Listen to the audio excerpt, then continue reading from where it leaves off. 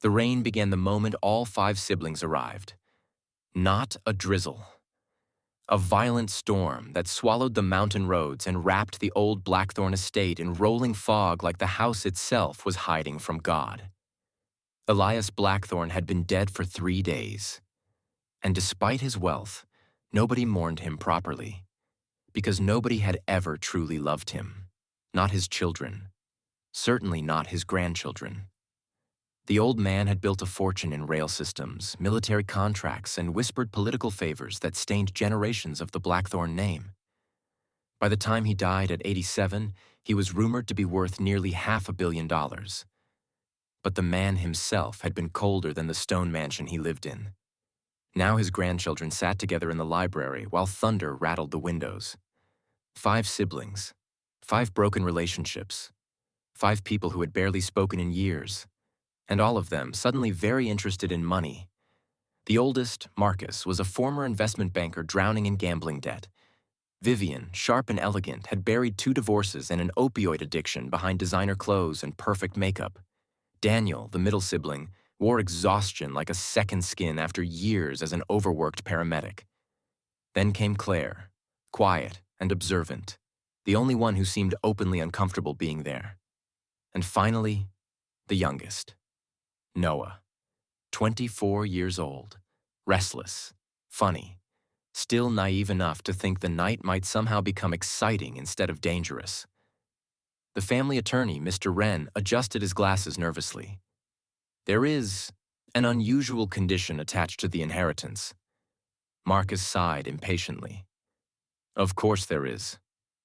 Mr. Wren opened the sealed envelope carefully. Per Elias Blackthorn's final instructions, the estate shall be divided equally among the 5 grandchildren. Noah smirked. Well, that's surprisingly generous. Provided all 5 remain inside Blackthorn Manor together for 24 consecutive hours. Silence. Claire frowned. That's it? There are additional rules. Thunder boomed overhead. Mr. Wren continued reading. You may not leave the property for any reason before the 24 hours expire. The exterior doors will remain locked electronically. No contact with outside authorities. No disabling of security systems. And lastly, the attorney hesitated. If fewer than 5 descendants remain alive inside the manor by sunrise tomorrow, the room grew very still. The surviving heirs inherit larger shares. Noah laughed uneasily. Okay, that's not creepy at all. But nobody else laughed, because everyone in the room suddenly understood the same terrible thing. Elias Blackthorn had designed the perfect pressure cooker. Money, isolation, fear, and a family that barely trusted one another. Mr. Wren closed the envelope. The staff has been dismissed for the night per your grandfather's instructions. Daniel blinked. There's nobody else in this giant house? No.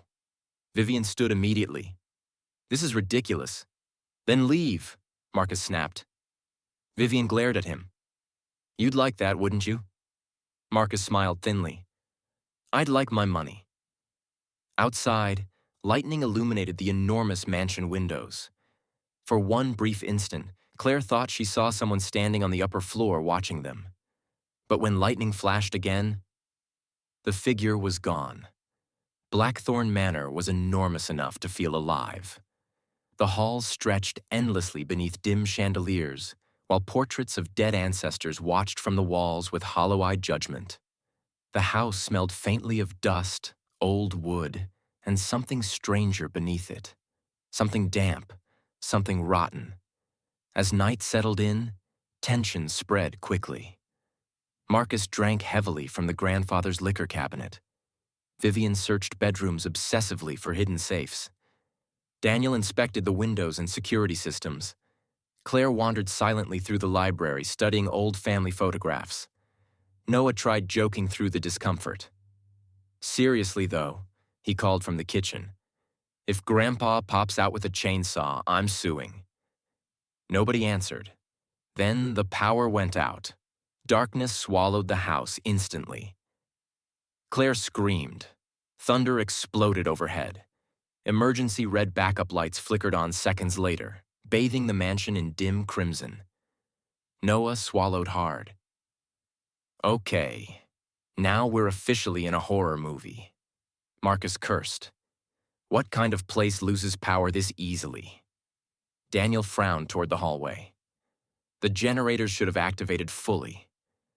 Instead, only fragments of the manor lit up. Long shadows stretched across the walls. The old grandfather clock in the hallway suddenly began chiming. Once, twice, 3 times. Then it kept going. 12, 13, 14. It finally stopped at 24. Claire whispered, "That's not right." Then came the sound. A loud bang somewhere upstairs. Everyone froze. Another bang, like a door slamming violently. Vivian crossed her arms. It's probably the storm. Then footsteps echoed overhead. Slow, heavy, deliberate. Marcus looked upward sharply. "There's someone up there." "No staff," Daniel reminded him quietly. Another footstep, then another, walking directly above them. Noah forced a grin. "Somebody should probably check that out." Nobody moved. Then the footsteps stopped completely, and a child's voice whispered from somewhere deep in the hallway. "Don't let him find you." Claire nearly collapsed. What the hell was that? Marcus grabbed the fireplace poker immediately. "Who's there?" No answer, only thunder. Then all the lights went black again, this time longer. And somewhere in the darkness, something laughed. When the emergency lights returned, Noah was gone. His chair sat overturned near the kitchen doorway. "Noah?" Daniel shouted. Silence. Marcus swore violently. "This isn't funny." Then they heard it. Banging. From inside the walls, 3 knocks, then scraping, like fingernails dragging across wood. Claire backed away, trembling. "No." Vivian grabbed a flashlight. "We find him now." The siblings split up reluctantly, which was exactly what the house seemed to want. Claire searched the upstairs bedrooms alone, every creak making her jump. Most rooms remained untouched since Elias's death. One bedroom still contained old dolls arranged perfectly on a bed. Another had scratches carved deeply into the inside of the door. "Help me." Claire stumbled backward. Then she noticed something else. The scratches were fresh. A whisper drifted behind her. "You shouldn't be here." Claire spun around. Nobody. But the closet door slowly creaked open by itself. Inside hung dozens of black coats, and beneath them, a pair of bare feet. Claire screamed. The body collapsed outward violently. Noah. His throat slashed open, eyes frozen wide with terror. Claire's scream echoed through the entire mansion.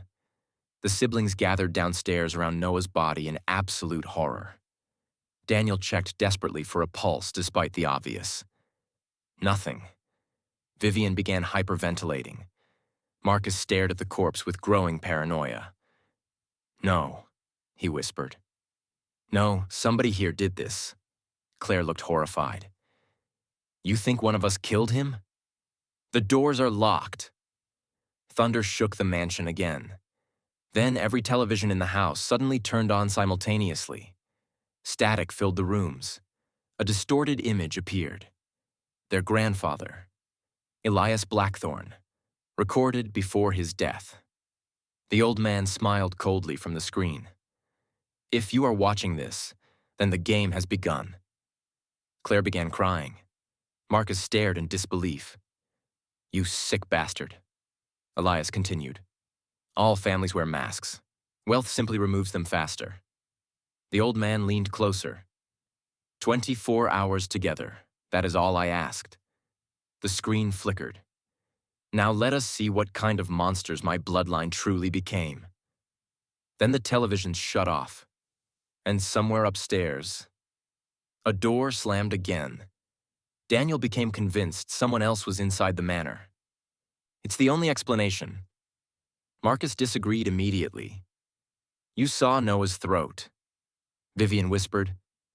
What if Grandpa hired someone? Claire sat trembling beside the fireplace. No.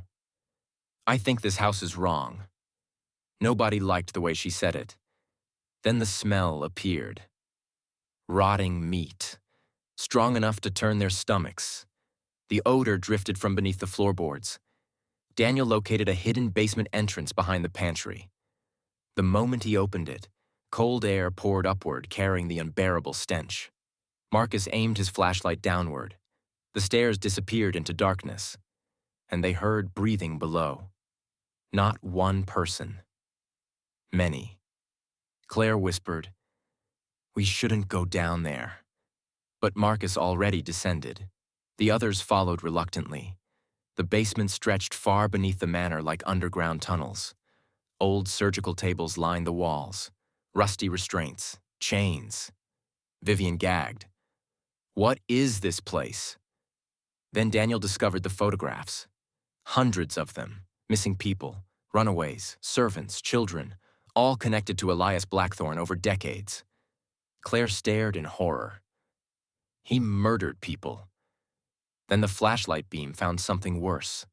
A room, filled with bones, human bones. Marcus backed away slowly. Oh my God. Then the basement lights turned off. Darkness consumed them. And all around the tunnels, people began whispering. The whispers weren't random. They were voices, dozens of them, crying, begging, screaming. Claire covered her ears. No, no, no, no. Then one whisper became clear. He's still here. Something moved rapidly through the darkness. Daniel swung the flashlight wildly. A pale face flashed past. Vivian screamed.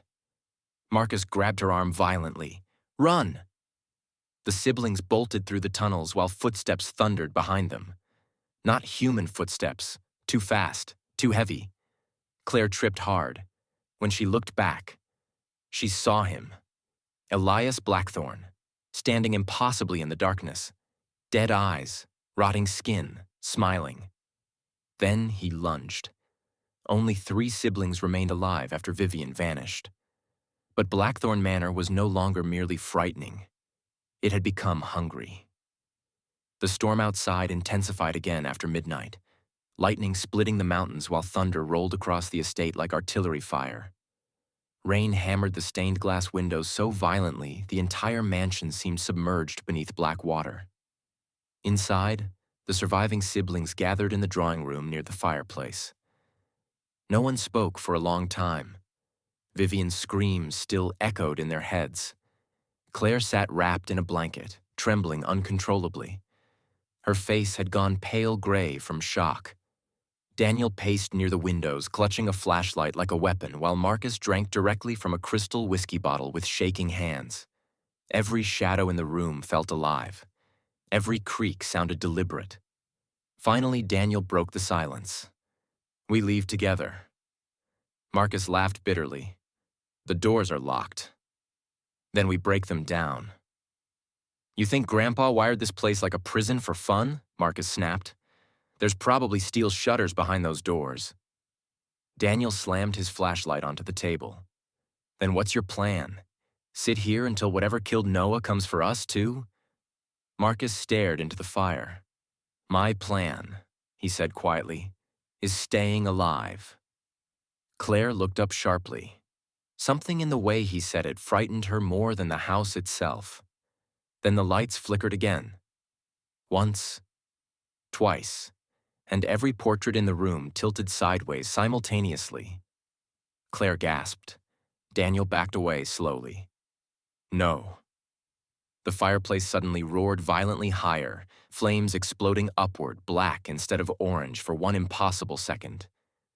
Then the voice came. Elias Blackthorne, not from speakers, not from televisions, from inside the walls. You disappoint me. The siblings froze. The old man's voice echoed through the room from everywhere at once. So much fear, so little dignity. Marcus gripped the whiskey bottle tighter. You're dead. Soft laughter crawled through the mansion. Death changes very little. Claire buried her face in her hands. Daniel shouted into the darkness, "What do you want from us?" The answer came instantly. The truth. Then every light in the room died. Darkness swallowed them whole.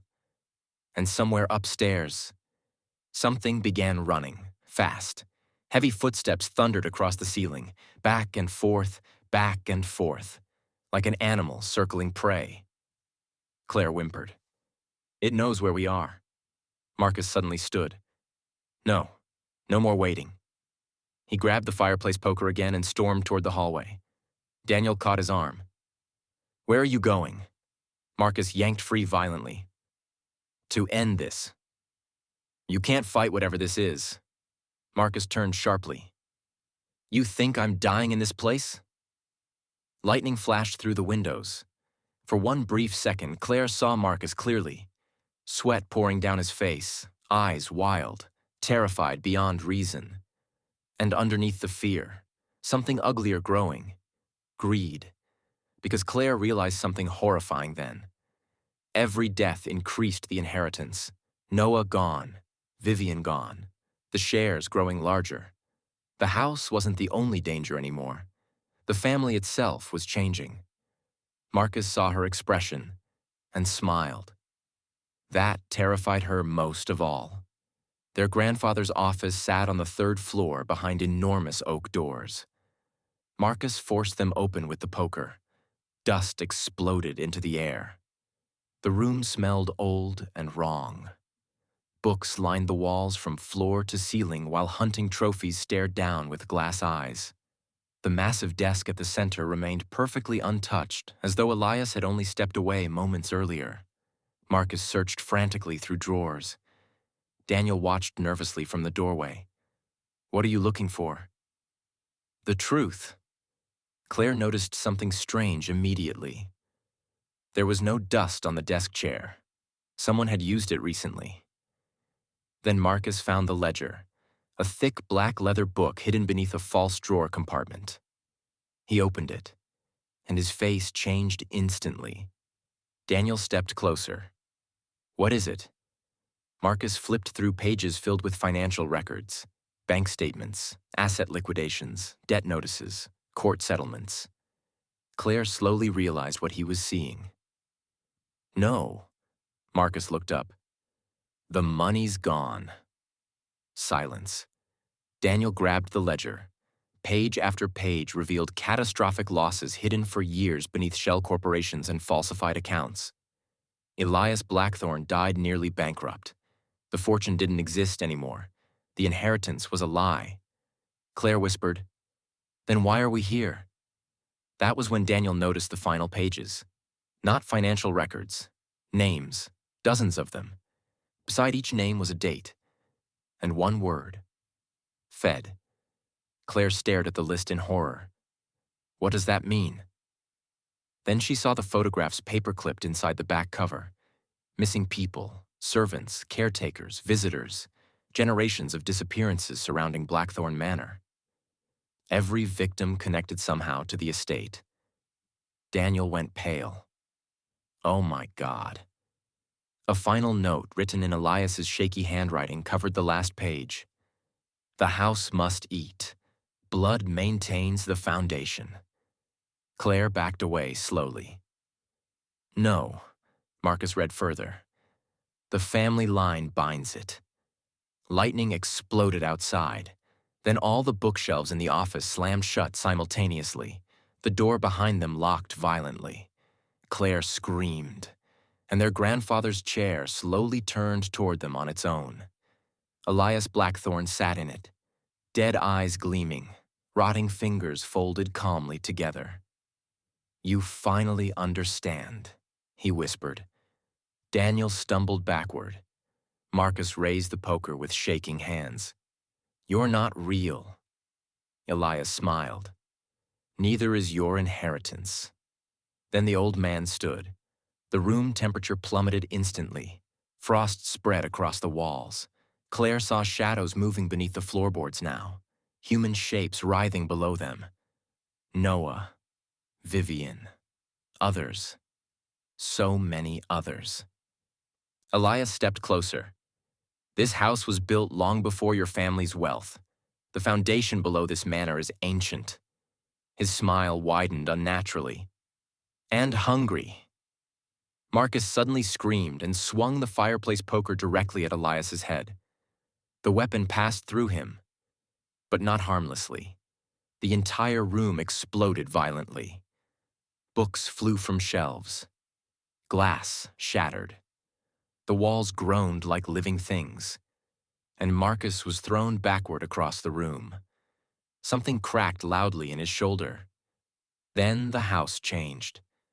The wallpaper peeled away in long strips, revealing human bones embedded inside the walls themselves. Claire gagged.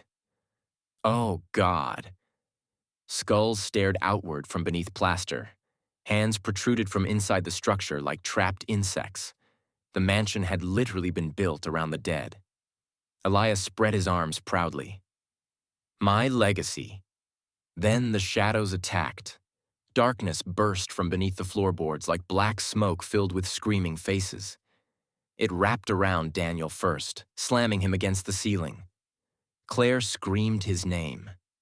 Daniel clawed helplessly at the air while invisible force crushed his ribs inward. Blood sprayed from his mouth. Marcus crawled desperately toward the door. The shadows ignored him. For now. Daniel looked directly at Claire. Run. Then his body folded unnaturally backward with a sickening crack. The shadows dragged him screaming into the floor itself. The wood swallowed him whole. Silence followed. Claire collapsed, sobbing. Marcus stared at the spot where Daniel vanished. And finally, broke completely. No! He laughed once, a terrible sound. Then again. Louder. No! Marcus staggered upright with madness burning behind his eyes. You did this. Claire looked horrified. What? You brought us here. That's insane. You always hated this family. Marcus lunged at her suddenly. Claire barely escaped as he swung the poker at her head. The weapon smashed into the wall beside her, exposing more buried bones underneath. Marcus looked less human now. Fear and greed had hollowed him out entirely. There's still something here, he screamed. There has to be.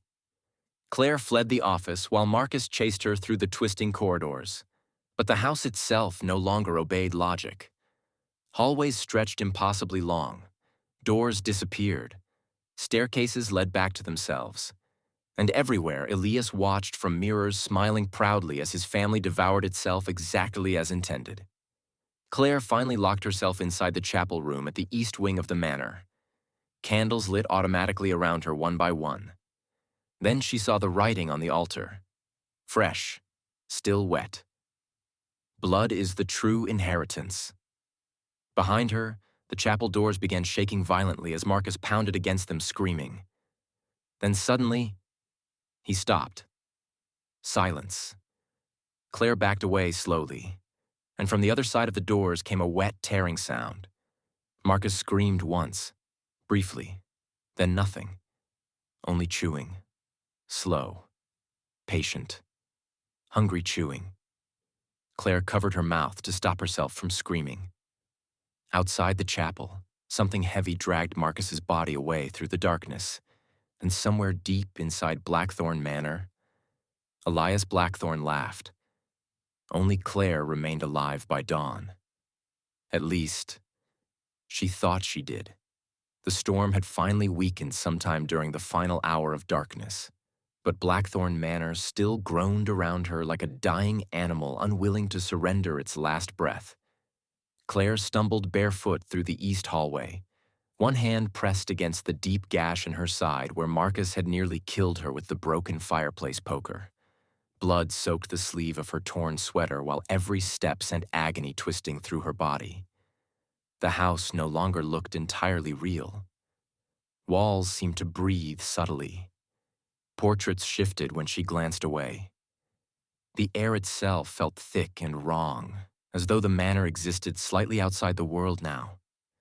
Somewhere deep below the floors, she still heard movement. Slow, dragging sounds. Wet sounds, and occasionally, laughing. Claire's mind had begun separating from reality hours ago. She wasn't sure anymore whether she had truly seen her dead grandfather in the tunnels or whether terror had finally broken her sanity.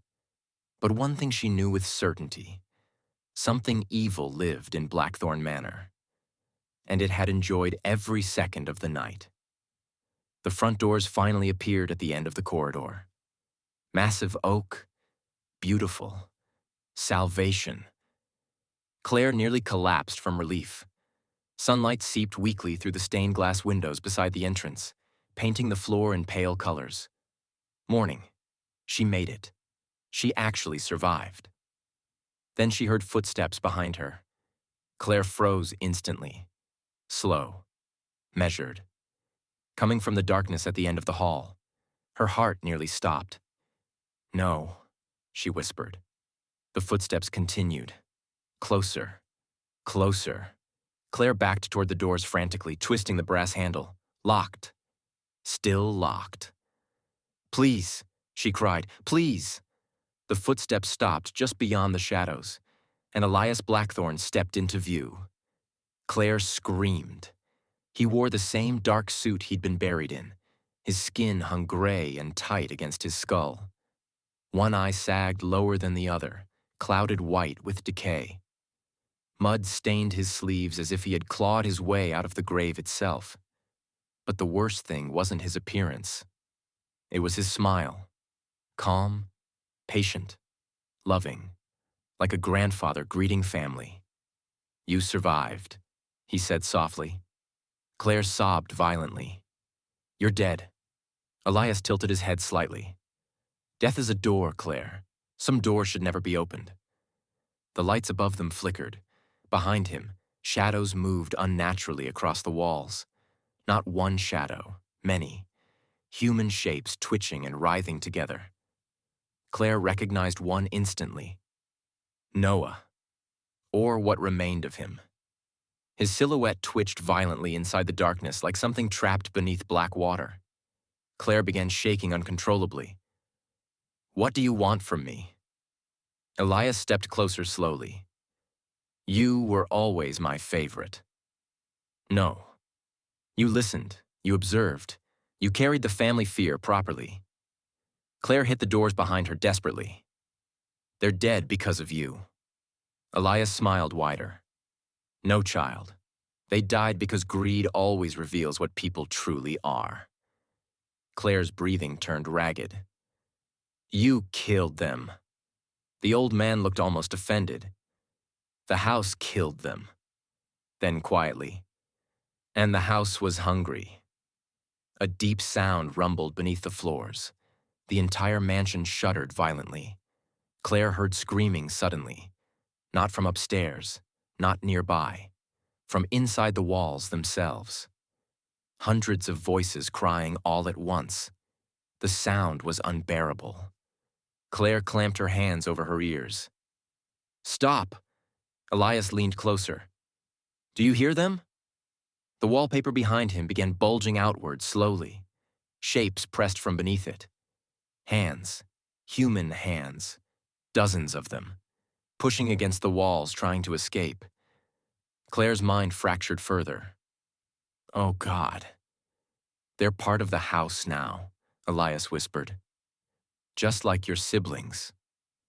Claire slid downward against the doors, sobbing hysterically. Then she noticed something horrifying. The shadows behind Elias were growing longer, reaching toward her. Noah's silhouette crawled unnaturally across the ceiling. Vivian's distorted shape twisted beneath the floorboards. Marcus appeared briefly in the reflection of a nearby mirror, blood running from his eyes. Daniel's voice whispered from the chandelier overhead. "Claire," she screamed again. Elias crouched slowly before her. "You can stay with us." Claire stared at him in absolute terror. "You're alone now, anyway." Something about those words pierced deeper than fear, because they were true. Her siblings were gone, her family destroyed. The night had stripped away every illusion of safety she had left. And for one terrible moment, the house sounded almost welcoming, warm, patient, eternal. Elias extended his pale hand toward her. Family is forever. Then sunlight burst fully through the stained glass. A sharp golden beam struck Elias directly across the face. The old man recoiled violently with an inhuman shriek. The entire manor screamed with him. Not metaphorically. The house itself screamed. Walls trembled. Windows shattered upstairs. The shadows writhed chaotically. And suddenly, click, the front door unlocked. Claire didn't hesitate. She threw herself through the doors and crashed onto the wet front steps, just as a violent roar exploded from inside the mansion. The doors slammed shut behind her instantly. Silence followed. Complete silence.